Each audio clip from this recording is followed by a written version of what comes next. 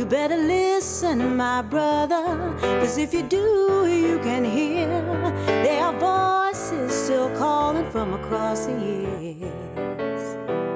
And they're crying across the ocean, they're crying across the land, and they will until we all come to understand.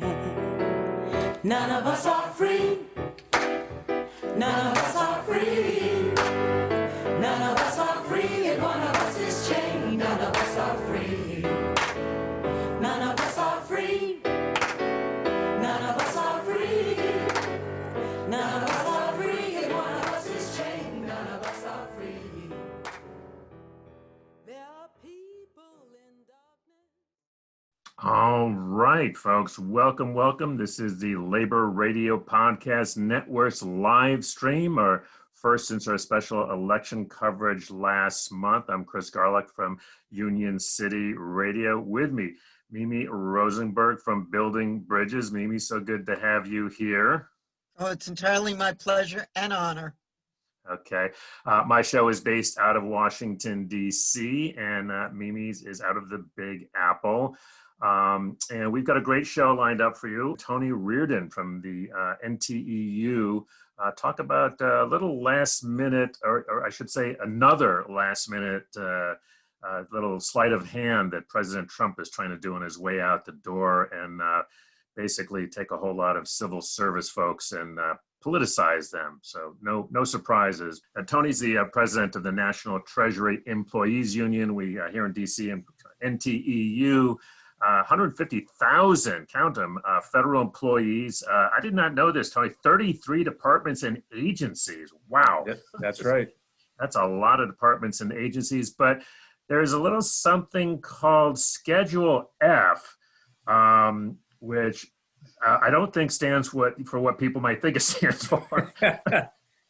Enlighten us, brother. Enlighten us. Yeah, absolutely. So let me kind of give a little bit of a background so people listening actually do understand it a bit.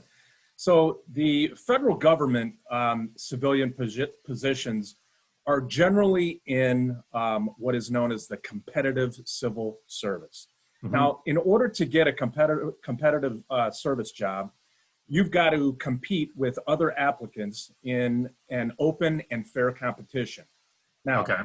The law gives the President of the United States the authority to exempt a very narrow group of political policy-making appointees from the civil service protections. These employees are part of what is known as the accepted service. Now, citing that authority with the creation of the Schedule F executive order, the President has told federal agencies to identify potentially thousands of career civil servants to be stripped of those civil service protections, meaning they would lose their current rights to appeal disciplinary procedures and firings, and essentially could be fired at will. And so what's happening is these employees would be moved from what is known as the competitive service to the accepted service, and they would lose all the protections that your standard federal employees typically have. Well, Tony, you're being, I think, uncharacteristically polite here. I mean, let's talk. I mean, this is basically a return, or would be, and I'm sure you filed a lawsuit. This is one of the reasons we want to have you on, because you filed a lawsuit on this, and you know, my reading of this is that they're trying to cram this in before Trump, you know, leaves, and the clock is ticking on these guys. But you know, this guy came in, you know, talking about draining the swamp. This is exactly the swamp that folks like you have been fighting against for years. This kind of political patronage crap. That goes back, my little bit of research, to something like like after the Civil War, I think, right? Where you had all these. Yeah, it actually would, it would take us back to the political spoils system of 137 years ago. Thank you. Here's the bottom line. Bottom line is that it is a blatant, illegal, in our view, attempt to politicize the civil service. I think it's important for everybody, all the viewers and listeners, to recognize federal employees take an oath to the Constitution of the United States of America, Right. not to a president. And so when we talk about politicizing the civil service, what ultimately the American people want out of their federal government, right, is they want the services, and they want to be able to trust and know that civil servants, federal employees, are doing what is in their best interest, the citizens' best interest, not what's in the best interest of a political party or some individual, in this case, the President of the United States. And so, I remember somebody telling me one time, it was actually a congressman, and he was saying to me, Tony, one of the things that is so amazing about our federal employees, about our civil servants, is that most Americans don't even recognize this, but they sit down at the dinner table every single night, and they've spent their day trusting federal employees. They trust them when they take medication. They trust them when they put the fruits and the vegetables and the meats on their table. And so we want to make sure as a country that our civil servants are being hired and maintaining their jobs based on their merit, not on whether or not they are being loyal to a particular individual. Which is what we've seen for the last 4 years. Let me just introduce my co-host, Mimi Rosenberg. She's the host of Building Bridges in New York City. Mimi is, I think that's the longest I've heard you quiet, Mimi. I know you have questions here for Brother Tony here. I mean, this is outrageous, right? I mean, this is this last minute push, and I have some more questions on that. But go ahead, Mimi. Sure. Well, I want to just go back a bit, because there have been outrages for the last 4 years, terrifying attacks on the federal workers. And I am profoundly concerned, and I think people really need to understand more the human face. You started to talk about that. Who are the federal workers? What is this workforce composed of? And I still have Martin Luther King ringing in my ears, because the federal workers, that's one of the most integrated workforce in the country, et cetera. Those are the people of color. They were very often the last hired. And now the idea of radically reshaping the whole civil service by drastically increasing the number and the type of employees who are subject to dismissal. So if you could really put a human face, and also tell us a little bit more about what's happened the last 4 years of the Trump administration to our sister and brother federal employees. Yeah, Tony's thinking, do you have 8 hours? Yeah, no kidding. No, I'd be happy to, Mimi. Thank you for mentioning that. Look, the federal employees, just to kind of put the face, as you say, on federal employees, they are your neighbors. They're the ones that are standing behind you in the grocery store line. They coach your kids in football and basketball and softball and all those things. They are your brothers, your sisters. I mean, they're just ordinary, human beings. And, I often run into folks who think of federal employees. They automatically assume, these federal employees are folks who go out, they retire, and they get to retire living in a big, huge mansion overlooking the river with a boat dock.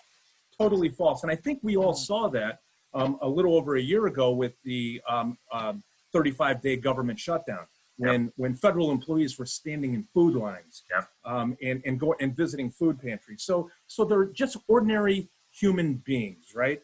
And what I will tell you is that they are outraged that a president who lost an election is literally trying to eviscerate the civil service on his way out the door. Mm-hmm. So as a result, they are anxious, they're upset, and they are very tired of constantly looking over their shoulders, wondering what attack on their pay, their benefits, or workplace rights is up next, is in their future. So employees get it, and they know that if an agency implements the Schedule F deal that's going on, career public servants could be fired before the Biden inauguration. That's how soon this could happen. And they would be fired with for no reason and with absolutely no due process. This is truly, it's unprecedented, as I said, in the last 137 years. Tony, and to that point, one of the fascinating things, when this thing first came out, I mean, I was thinking, because I've been around DC, long enough, you know how it is in DC, everything takes forever to happen, right? And thank God, unions like yours are very good at, filing suit. And we've often had, frankly, lawyers from the different unions on, and doing the things that you need to do, and whatever administration, to be honest, although obviously they've been busier, in this last administration. But, you need to tell folks about this little thing that he's pulling. You would think that with 2 months is, that's a very fast track, but it turns out he's got a clever way he's trying to end run this, right? In terms of the departments, he's got a couple departments that are kind of fast walking it, is my understanding. Well, yeah, I mean, and if you look at, for example, an agency where we actually do not represent employees, but it's the Office of Management and Budget, known as OMB. Right. They've already submitted their list of employees to OPM, and that list consisted of 88% of their employees. 88%. So, they're basically saying... Hold on, Tony. Yeah. So they said 88% of our employees should not be exempted. That they should be put on Schedule F. 88% should be put on Schedule F, thereby eliminating any of their civil service rights that a typical federal employee would normally get. Well, see, we're a show that spends time in the weeds, but tell me, how on earth can that be justified? 88% sounds completely out of this world.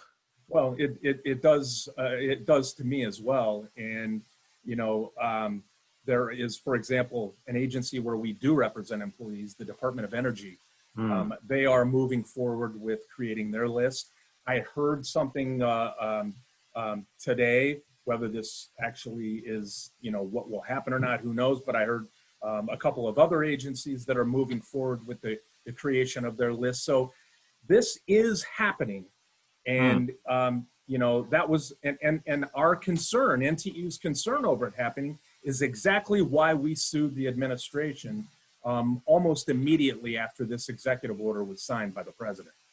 Now, where is the suit? Can I just ask one thing about the lawsuit? Yeah, please do. Were you not able to get injunctive relief, something that stopped this from proceeding in this emergency situation? Yeah, not as of yet. I'm no attorney, so I'm not probably going to be completely skilled at answering all the legal questions about this. But let me just tell you about the suit a little bit, because I think it will be helpful. So the complaint that we filed asserts that the executive order is contrary to statute, which only allows the president to make accepted service designations in certain very narrow circumstances. So in this situation, it is our view that there is no legitimate justification for taking away the due process rights of career federal employees. And so as a result, our complaint asks the court to declare the executive order unlawful and to and enjoin its implementation.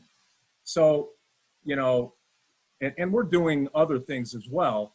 But what I will tell you is that once a federal employee is actually impacted by this, because remember, they've created the list in an agency or two, but nobody has actually been negatively impacted by this. Once that happens, then I suspect we will be taking additional legal action. And that might be where we would be seeking some injunctive relief. Maybe it looks like you had another question. Well, I was just wondering whether or not where we are with the Biden administration. I mean, I was sad to discover that in the postal workers strike, I thought that Biden could just come in and dismiss the Postmaster General. That is apparently not the case. A board can do that. So they are in quite a bit more trouble than I would have hoped for. But in your situation, can it not easily be reversed by the Biden administration? And certainly I would imagine that he would be, my goodness, a friend of the federal workers. Well, I think he will absolutely be a friend of labor, number one, and number two, federal workers. So what we're asking is for President-elect Biden, when he becomes the president on Inauguration Day, to move very quickly to get rid of this executive order. Now, when I say that, some of that depends certainly on what happens between now and that point. So if, for example, there are many different federal employees who are wrongfully, in our view, terminated as a result of this Schedule F, being put on this Schedule F and losing their protections, then what we would hope that then President Biden would do is fix the problem while that executive order is still in place. And after he fixes the problem, then get rid of the executive order. So that's what we're hoping will happen to solve the problem. But one of the things that we're telling agencies, and I've been very vocal about it, is look, federal agencies, this thing is going to go away. So stop wasting valuable time and resources. And don't even don't even do anything with this Schedule F thing, because it's just a waste of our country's resources, and they are better spent doing more positive things for our citizens. Let me ask you another question, just a couple of minutes that we have left, Tony. But one of the things that I've been around through a couple of these transitions in administrations. I learned about this thing. I think it's called burrowing in. Yes. And it looks like it's starting to happen. So first of all, tell folks what burrowing in is, because it looks to be particularly insidious this time around. Yeah, burrowing in is something it seems like every time you get a change in administration, you hear about. And it is, at least as I understand it, where the current administration will move people that it believes is supportive of that current administration and their views into federal government positions, so that they are there and impacting the way that the agency operates even after that administration is gone. That's where you get that. By the way, protected by civil service, ironically enough, right? So protected by civil service laws. That's the same one. Yeah, that's exactly right. And so you've heard a lot in the news about the current administration potentially trying to get to burrow people into some of those positions, right? No, and that's sort of, and the reason I say it's insidious is that, so you have, I mean, on the one hand, you see them attacking civil service, right? When it's, your members or AFGE, folks that they don't like, but when they want to get some of their appointees protected because they'll be the first to go. Because I think there's only 4,000, official, that an administration gets to put in. That was the number that I saw. So it's actually a relatively. It's a relatively small number. That's correct. Right. But with this burrowing in, where they try and move those into protected positions, and then the incoming administration can't remove them, or it's difficult anyway, right? Right. That it is certainly more difficult, and that's why you hear about this at every change of administration, because it does create some concerns. Wow. So you guys have your hands full. Just a last question before we let you go. I mean, I was thinking you referred to, during the shutdown, and I spent a lot of time, during that time. It was a long shutdown. I'm here at Tacoma Park, and there was a bunch of events, very active events, around this area. With one of the things I noticed about federal workers, they really pride themselves on their professionalism, and they really don't like to be dragged. I mean, you can't find out if they're a Democrat or a Republican. And I'm just wondering, are you seeing, your members, they're not really the first ones to hit the streets for a demonstration, let's be honest, right? I mean, that's just not the way they roll generally. But after 4 years of being beat up by this guy, where are folks at?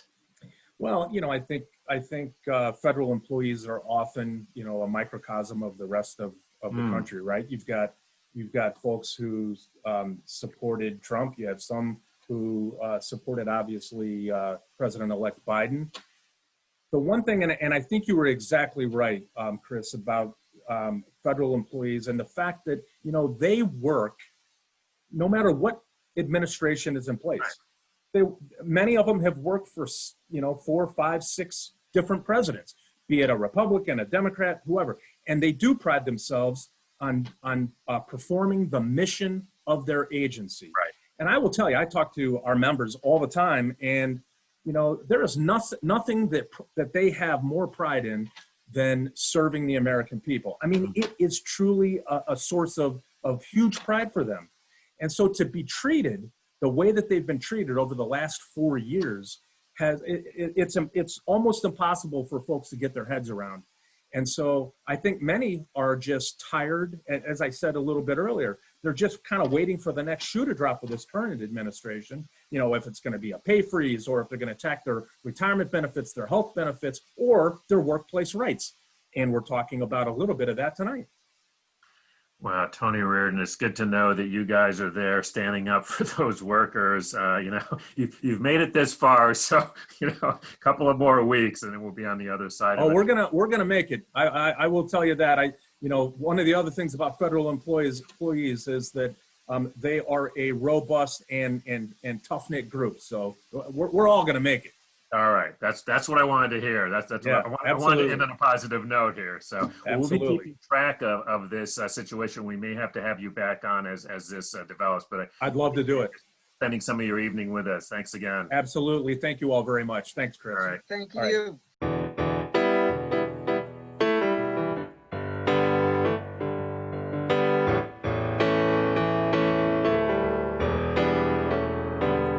You better listen, my brother, 'cause if you do, you can hear there are voices still calling from across the years. And they're crying across the ocean, they're crying across the land, and they will until we all come to understand. None of us are free, none of us